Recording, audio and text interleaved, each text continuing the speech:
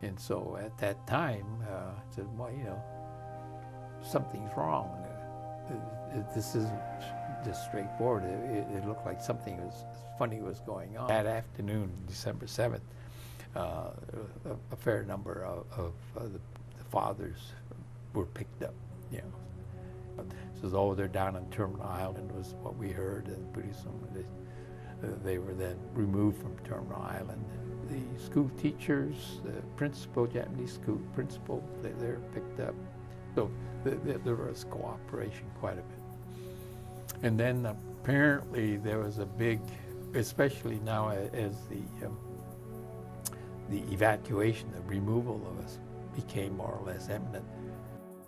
Can you tell me what happened on the day ICE took your father?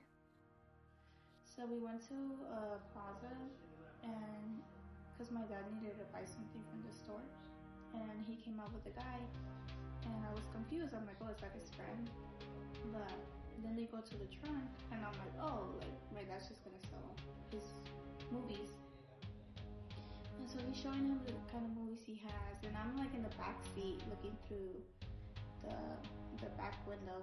I'm just staring, and I just see like a car pull up. And then they started talking to him, and the guy leaves, and then they grab him. They grab my dad, and I'm like, what the heck? Because he's like trying to let go, trying to run away. So then like this lady comes and opens the back door, and I'm screaming, and I'm trying to run to my dad, and they wouldn't let me. So I was just screaming and kicking and crying. And I'm like, leave my dad alone, leave my dad alone.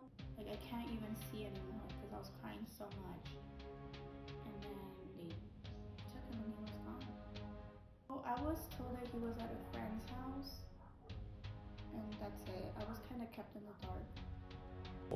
So when this draft thing came out, I said, this is a little crazy. Later on, you were sent a notice to report, essentially. For the physical. Mm-hmm. To report. Well, I just said, okay, just sort of ignored the notice.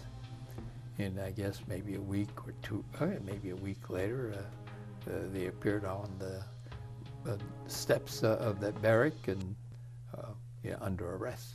It became more or less apparent that it wasn't going to be good, so to make an example of us. In 3 years, it was enough to scare people into rethinking any decisions that they had made. But our justice system isn't supposed to work that way. Yeah. You recently attended ICE protests, even though they were known to be dangerous. Mm-hmm. What made you decide to go?